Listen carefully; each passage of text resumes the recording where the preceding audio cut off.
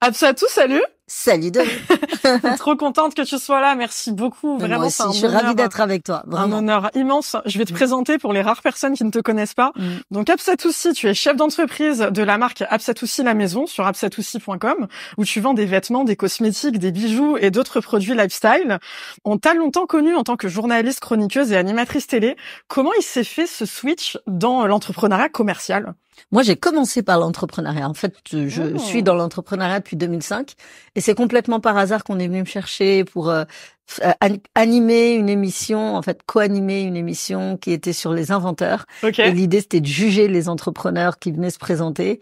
Et c'est comme ça que j'ai fait mes premiers pas en télé, c'était sur M6. Ok. Puis après, j'ai atterri sur C8 à l'époque, D8, voilà, avec dans une émission hyper bienveillante avec une femme que j'adore, notamment Roselyne Bachelot, qui était à mes côtés. Il y avait Laurence Ferrari, Elisabeth Bost, il y a eu Aïda Touri, Audrey Pulvar, voilà. Et puis ça a été mes débuts en télé. Mais la base de la base, c'est le business. C'était déjà le business. Ouais, absolument. Ouais. Et qu'est-ce qui a fait que du coup, tu y es revenu en fait avec tous ces produits-là? C'est hyper vaste et là, c'est vraiment de l'entrepreneuriat commercial. En fait, je pense qu'aujourd'hui, je suis capable de dire que je suis un entrepreneur à impact. Moi, j'ai créé pour faire du business. Et à un moment, j'ai trouvé ma voie. Et ma voie, c'était de faire quelque chose qui transforme la vie et le quotidien, non seulement de mes clients, mais des gens qui participent à la création de la marque. Parce que moi, je suis la marque, effectivement, et le nom, mais je fais pas tout ça toute seule. Quand je vends une tisane, il y a une femme au fin fond du village du Sénégal qui va collecter le vétiver. Il y a ensuite des jeunes qu'on a formés qui le conditionnent. Et ensuite, c'est revendu par des femmes ici, à Paris, en Belgique, un peu partout, qui vont mettre leur trip pour vendre le produit et gagner aussi un complément de revenu. C'est cette chaîne de valeur humaine que je voulais créer. Et là, aujourd'hui, je pense que je suis enfin, je t'entends partout, je suis alignée. Ça veut tout dire et rien dire du tout. Moi, je pense qu'aujourd'hui, en tout cas, je suis en phase avec ce que j'ai envie de faire, c'est gagner de l'argent intelligemment, mais en m'éclatant, en m'enrichissant intellectuellement, humainement parlant et faisant des rencontres juste incroyables qui te nourrissent et te font grandir au quotidien et te rappellent que les vrais héros ne sont pas ceux que tu crois. Waouh, c'est hyper fort. La quête de sens, en fait, finalement. Essentiel. Je pense qu'on peut pas être un entrepreneur heureux sans quête de sens. On peut être un entrepreneur, on peut être un chef d'entreprise même, je dirais, parce qu'un entrepreneur, il est forcément en quête de sens. Un entrepreneur, c'est quelqu'un qui veut faire bouger les lignes et qui veut changer le monde. Donc, forcément, pour moi, il est en quête de sens. S'il n'a pas cette quête de sens, il est un simple chef d'entreprise. C'est une vraie nuance. La nuance, elle est hyper importante. Waouh, je sens que ça va être hyper inspirant. J'adore discuter avec toi. Je vais te faire réagir à ton livre parce que tu as aussi écrit un livre et au rapport à ton père. Ouais. Donc, comme je le disais, tu es autrice d'un livre qui s'appelle Parti de rien aux éditions Duno. Dans ce livre, tu as écrit, donc petit extrait, j'ai pleinement décidé d'être entrepreneur quand mon père m'a raconté pour la première fois son histoire. J'ai juré de réussir, d'honorer son parcours et tous ses sacrifices. Je voulais être libre, indépendante et forte. Je voulais surtout que mon père n'ait pas enduré tout cela pour rien. C'était quoi l'histoire de ton père? Moi, tu dis ton père, tu m'émeus. Voilà, c'est une de mes raisons d'être. Mon père, c'est ma passion, c'est mon héros. C'est une histoire. C'est l'histoire d'un homme qui ressemble à beaucoup d'autres histoires d'immigrés venus pour offrir un avenir meilleur à leurs enfants et qui a tout quitté. Un environnement qu'il connaissait, des odeurs qui lui étaient familières, une famille avec qui il discutait au quotidien pour se retrouver seul dans un monde inconnu, en essayant une seule chose, c'est de faire en sorte que ceux qui sont restés là-bas puissent vivre. Et ça, pour moi, je pense que on est souvent à la recherche de héros lointains qui ne nous sont pas familiers, mais le sont parce qu'on les voit à la télé, parce qu'on les lit dans les livres. Moi, j'avais cette figure-là devant moi et elle est mon ADN. Elle est des maillons essentiels de la chaîne qui m'a construit et à chaque fois, j'en apprends quotidiennement avec mon père, dans la difficulté comme dans les réussites. Il m'apprend toujours à rester humble, à dire OK, j'ai échoué, pourquoi tu as échoué, pourquoi tu n'y arrives pas là-dessus, à s'auto-analyser en permanence et de toujours avoir en tête que t'es jamais arrivé. J'ai l'impression que ton père, c'est un peu ton mentor dans l'entrepreneuriat, non? C'est plus que mon mentor. Et c'est pour moi un vrai entrepreneur. Un entrepreneur, c'est quelqu'un qui prend une décision qui va impacter sa vie, qui va impacter son quotidien. C'est exactement ce qu'il a fait en quittant tout pour aller vers l'inconnu. Donc, quelle plus forte inspiration je peux avoir que celle-ci? Je pense pas en trouver une autre aussi puissante, parce qu'elle était là, elle était réelle, et elle m'est rappelée à chaque fois que je regarde ses mains. Je sais que ce sont les mains du travail, de la persévérance, de la détermination, de la résilience, les mains de cet immigré qu'on pointe du doigt aujourd'hui à la télé, qui a risqué sa vie, parce que c'est pas un bonheur, c'est pas un plaisir, hein, de tout quitter, mais tout parent quitterait tout s'il peut demain dire à ses enfants, tu auras un avenir meilleur. Donc ouais, les mains de mon père, elles me rappellent d'où je viens systématiquement, chaque jour, chaque seconde. Donc je sais d'où je viens et je sais que je suis jamais arrivée. Parce que je te parlais des vrais héros, mais mon père s'en est un. Et ça, c'est la réussite. Wow, c'est tellement beau comment tu parles de lui. Ça se voit que c'est une vraie inspiration. Et même au-delà de l'entrepreneuriat en tant que femme. C'est magnifique. Et justement, sans transition, je vais te faire réagir au rapport à tes proches en tant qu'entrepreneur et en tant que femme au global, parce que tu sais très bien l'importance de bien s'entourer pour les énergies positives, négatives quand on est entrepreneur.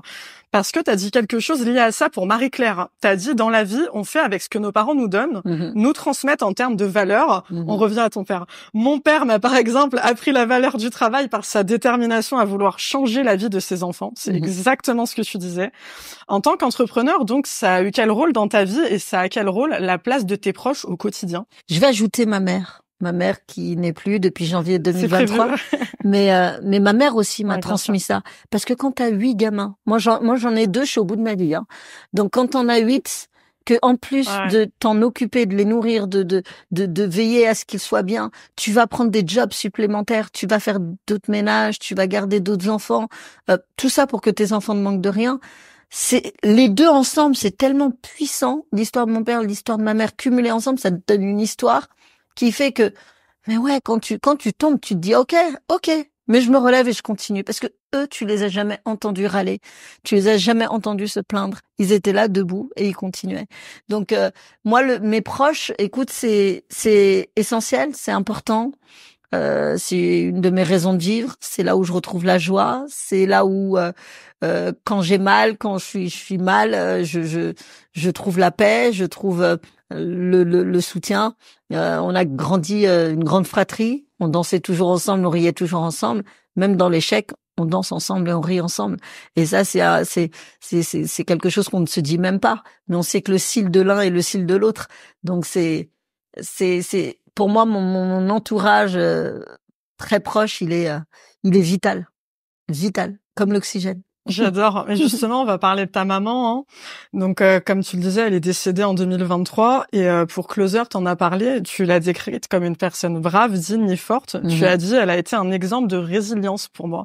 Aujourd'hui, ta maman, elle a une grande place dans ton entreprise de cosmétiques. Non. Tu fais très souvent référence à elle quand tu présentes certains produits. Tu appelles ça les secrets d'Aïcha. Ouais. Pourquoi ce choix de mettre ta maman en avant dans ta marque? Et est-ce que tu peux nous parler de ta relation avec elle, même si tu en as un peu parlé quand même là, un petit peu plus? Alors, j'avais pas parlé à Closer parce que pour moi, ça fait pas partie de la presse à laquelle je parle. Mais je suis honorée. Mais ils ont effectivement, non, je dis ça, mais Closer a eu aussi des bienveillances de temps en temps pour moi. Donc, non, je condamne personne. Mais non, ma mère, pareil. Elle est dans chaque millimètre de mon corps. Ma mère, petite, je la regardais et je disais, je vais être comme toi. Ma mère, sur son lit d'hôpital, après mon combat gagné face à l'extrême droite, m'a dit, maintenant, tu sais ce que c'est que d'être belle. Être belle, c'est pas être belle dans un miroir, c'est être forte et digne. Ma mère, c'est une femme qui avait une force incroyable, qui m'a appris l'art de la négociation. C'était une négociatrice hors pair. Mais c'était aussi une femme de caractère, de tempérament, qui... ne s'excusait pas d'exister et qui avait des convictions. Et je crois que ça a été fondamental pour moi. Ça a été un élément de ma construction. C'est pour ça aussi que j'ai mené les combats que j'ai menés, parce qu'elle m'a transmis cette force-là. Mon père, il est plus dans l'apaisement. Ma mère, c'était une femme de conviction. Et elle me disait, il se complète totalement. Ma mère disait, quand tu sais que tu as raison, quand tu sais que c'est une injustice, lève-toi. Lève-toi. Si tu sais que tu as tort, lève-toi et dis-le. Reconnais-le. Mais aie des convictions, c'est essentiel. Ma mère, c'est ce qu'on appelle dans ma culture une ceddo. C'est une femme charismatique, qui a de l'aura, qui est élégante et qui ne peut que m'inspirer quand je crée une marque de cosmétiques à l'heure où on pense que la beauté, c'est juste de se mettre 3 paillettes sur les yeux, de se redessiner un visage en clonant le visage de l'autre, etc. Ma mère, elle avait son style, elle descendait les poubelles, elle était sapée comme jamais et elle ne pouvait qu'exister au sein de ma marque parce que c'est elle qui m'a transmis tous ces secrets de cosmétiques ancestrales. J'ai bien dit ancestral. Ouais. C'est puisé dans les traditions et la culture Peul. Elle m'a transmis ça. C'est des secrets. À chaque fois que j'avais un truc, tiens, mets ça, t'as ça, mets ça, t'as ça, mets ça. Donc, pour moi, massa, c'est marrant parce que j'ai dit massa et massa, on dit ça pour dire ça va aller, ça va aller. Okay. Oui, ça va aller. Okay. Elle n'est plus là, mais elle est là, ça va aller. Donc, elle est toujours là dans ma marque cosmétique. Elle sera là dans chacune de mes créations parce qu'elle m'a transmis ce que je suis aussi. Et ça te porte au quotidien de sentir ta mère avec toi dans ton projet entrepreneurial, dans tout ce que tu fais tous les jours? C'est pas que ça me porte, c'est que ça me projette. Ça me donne une puissance et une force que je vais puiser en elle et dans son histoire. Tu vois? Pour Marie-Claire, tu as dit, un entrepreneur doit avoir la volonté de changer le monde. C'est quoi ta volonté à toi de changer le monde en tant qu'entrepreneuse? C'est quoi ton why? Je sais que c'est hyper dur à répondre comme question, mais si tu dois définir un why. Mais ma volonté de changer le monde, c'est déjà de changer le mien. Quand tu te réveilles dans un monde où tu vois qu'effectivement déterminisme social est de mise, méritocratie n'existe pas, et qu'on te dit bah toi tu seras ça parce que tu représentes ça, forcément tu veux changer le monde. Donc moi je voulais rien de ce que la société m'imposait, je voulais tout de ce que je voulais et de ce que je décidais. Et ça je crois que ça fait de moi d'office un entrepreneur parce que dès lors, je sais que je n'entrerai pas dans leurs cases. Et si je n'entre pas dans leurs cases, alors je dois créer les miennes et entrer dans les miennes, dans celles que je décide, dans celles que je veux.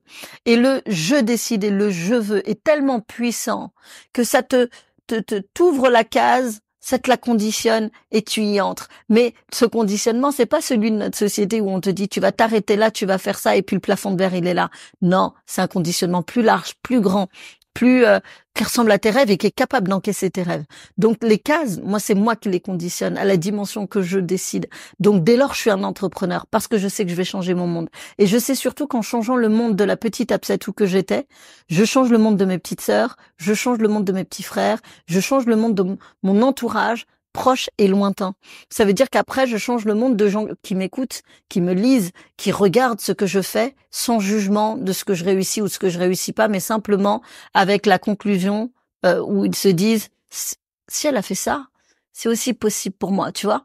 Donc, mon why, c'est de dire que tout est possible à qui veut. Tout est possible à qui veut. Et surtout, il y a des choses qu'on entend et des choses qu'on écoute. À toi de choisir. Mais moi, j'ai décidé, en tout cas, de refuser d'écouter les gens qui m'expliquent là où je dois aller, comment je dois y aller et où je dois m'asseoir. C'est moi qui décide où je m'assois. Et ça, c'est essentiel. C'est hyper puissant et je sais pas si tu te rends compte, mais tu parlais de ta maman en disant que elle transmettait ses secrets avec beaucoup de bienveillance. Mais c'est ce que tu fais aujourd'hui. Aujourd'hui, tu le dis, tu es une entrepreneuse à impact et tu veux impacter et changer la vie des autres. Et c'est ce que tu fais toi aussi. Écoute, c'est ce que j'essaie de faire. Je réussis pas toujours. Et tu le fais. Je me permets parce que j'ai des preuves de ce que j'avance. Tu es très engagée auprès des jeunes et tu leur transmets cette énergie-là. Parce que, effectivement, tu te revendiques comme une marque authentique, atypique et engagée. C'est écrit sur le site bilan.ch. Tu es décrite comme une visionnaire qui dirige une équipe de jeunes talents à Dakar, donc au Sénégal. Donc pour toi, manifestement, c'est factuel. Transmettre les clés de l'entrepreneuriat à la jeunesse, c'est quelque chose qui est important. C'est ton engagement aujourd'hui. C'est ce que je dois à la société. Moi, je suis pas devenue ce que je suis devenue en lisant des livres ou en étant juste née comme ça.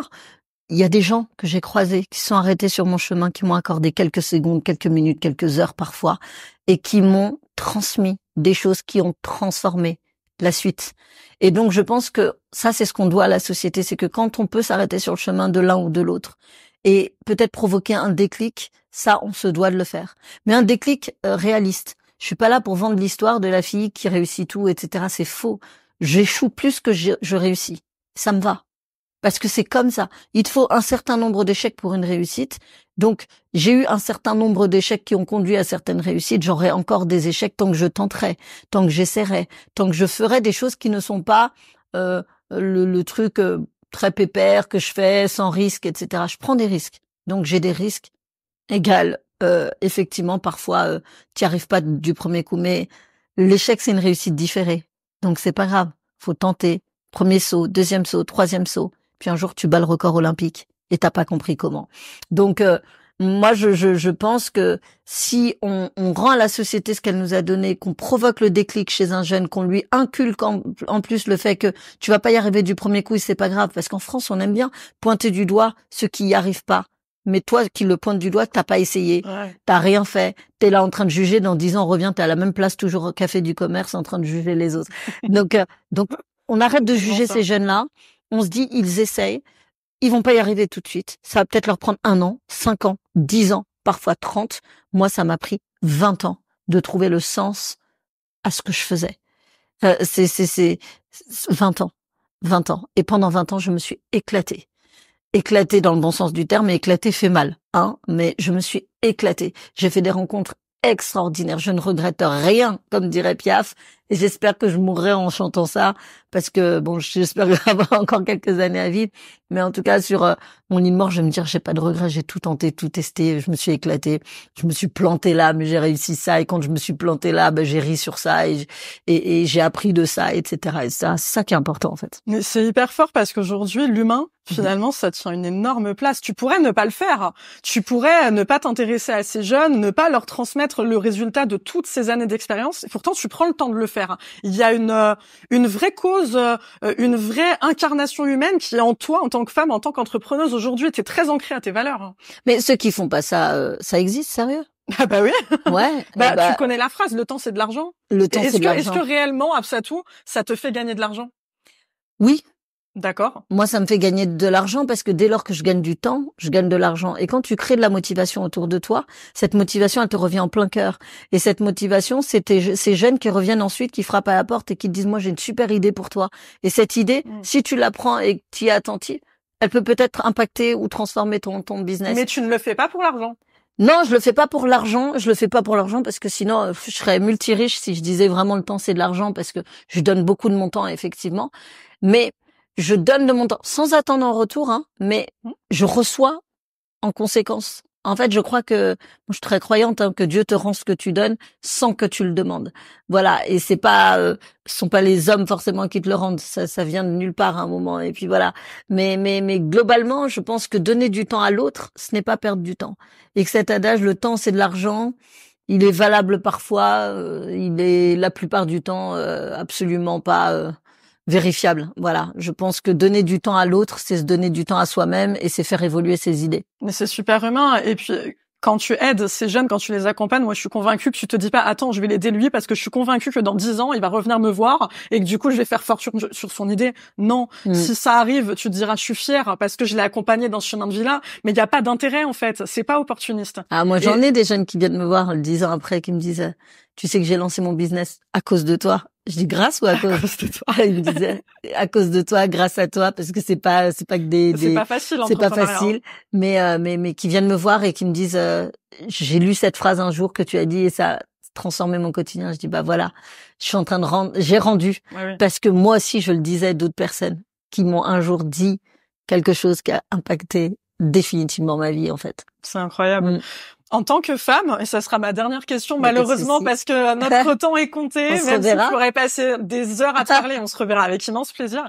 Comme toi, t'es vraiment une girl boss hyper inspirante, je te sens, tu m'arrêtes si je me trompe, hein, mais je te sens vraiment affirmée dans, il n'y a pas de place pour le syndrome de l'imposteur, je me suis trop battue, aujourd'hui je suis là, je suis légitime, je m'affirme, je fonce. Alors je pense que c'est pas toujours évident, bien évidemment, il y a des hauts, il y a des bas, mais fondamentalement ton discours de ce que j'ai entendu aujourd'hui, c'est on y va, on avance, on s'est trop battu pour abandonner. Malheureusement, l'entrepreneuriat pour les femmes, tu le sais, c'est très très très loin d'être ce mindset-là et malheureusement, il y a aussi des difficultés qui sont très très factuelles. On a seulement 10% des startups qui sont créées par des femmes. Donc c'est un chiffre qui vient de Madines et selon France Active, on a une femme sur 5 qui ose moins demander des financements qu'un homme. Donc toi, comme je le disais, t'es la girl boss entrepreneuse. Oui, c'est des chiffres épouvantables. Donc moi, j'ai 2 questions. Et puis après, je te libérerai. Y a pas de souci. À contre-cœur. Qu'est-ce que tu conseillerais aux femmes qui n'osent pas se lancer? Et est-ce que le fait de ne pas oser se lancer, c'est quelque chose qui t'a parlé à certains moments de ta carrière et du coup, t'as l'occasion de peut-être me contredire quand moi, j'ai une lecture, quand je t'entends je n'ai pas le syndrome de l'imposteur. Non, mais le syndrome de l'imposteur, c'est le résultat d'une équation qui nous est dictée par la société. Ça veut dire que depuis petite, on t'explique que toi, tu dois être une princesse, que toi, tu dois avoir peur de ça, que tu dois pas te salir les doigts, que tu ne dois pas faire ceci, tu dois pas faire cela. Et tu grandis avec tout ça, et tu te dis à un moment, ça, c'est pas pour moi, parce qu'on me l'a pas dit que c'était pas pour moi. Tu vois? Donc, c'est en tant que mère, éduquer nos filles à être ce qu'elles décident d'être, c'est éduquer pas nos garçons à laisser la place aux femmes. Les garçons, ils prennent leur place, ils demandent pas l'autorisation. Pourquoi? Parce que depuis petit, on leur apprend qu'il faut pas demander l'autorisation. C'est tout. Donc le syndrome de l'imposteur, aujourd'hui en tout cas chez la femme, c'est le résultat d'une équation. Et cette équation-là, on peut la changer, on peut la modifier. Donc moi en tout cas, j'ai jamais considéré qu'il y avait une chaise qui était pour l'un et qui était pas pour moi. Voilà. Si, c'est moi qui décide qu'elle est pas pour moi parce qu'elle correspond pas à mes valeurs, à ce que je veux, à ma route. Mais si je décide que je dois aller m'asseoir là-bas, même celle de président, je vais m'asseoir dessus, c'est tout. Et le syndrome de l'imposteur, ça sera pour les autres. Mais je crois que, tu sais, c'est comme ce plafond de verre, c'est comme ces chiffres que tu donnes. À la fin, on est responsable aussi de nos réussites et de nos échecs, et on est responsable de nos actions. Et quand tu entends qu'une femme sur 5 demande moins de financement, c'est parce qu'elle a décidé. C'est parce qu'elle a décidé d'accepter que la société lui dicte les choses. Dès lors qu'elle va se libérer de ça, il n'y a plus de syndrome de l'imposteur. Excuse-moi, je triche, parce que j'avais dit on arrêtait, ça fait vraiment ma dernière question. Comment on déconstruit, du coup? Ah bon, la déconstruction, j'ai pas dit que c'était facile. Mais je pense qu'à un moment, il faut arrêter d'aller regarder des choses qui nous ancrent dans cette imposture, ce sentiment d'imposture. Et il faut se dire qu'on a le droit de rêver grand. On revient au début de l'interview. La case qui est la mienne, c'est moi qui en ai décidé les couleurs, les dimensions, etc. C'est comme ton appart. Quand tu arrives, tu décides de ton canapé, de ton étagère, etc. Je vois pas pourquoi dans ta carrière professionnelle ou dans ta vie de femme, tu ne déciderais pas des couleurs, de l'ambiance, de la hauteur, de tes objectifs et de tes rêves. Voilà, tu dois décider à quoi ressemblent mes rêves et ne pas faire que décider à quoi ils ressemblent, les exécuter. Tu vois, c'est comme prendre le canapé, il est dans le catalogue, bah là maintenant aujourd'hui, il est dans mon salon. Il est dans mon salon parce que je l'ai décidé, bah c'est ce qu'il faut faire. Voilà. C'est incroyable. Absatou, c'est officiel. Aujourd'hui, tu fais partie de mes maîtres spirituels. Vraiment, c'est infiniment. Prions ensemble. C'est un truc de ouf. Non, mais vraiment, merci infiniment pour ton temps, pour toutes tes lumières. Je sais que tu vas inspirer énormément de personnes, entrepreneurs ou non. Merci encore beaucoup. Avec plaisir. On se fait un check de fin? Grave.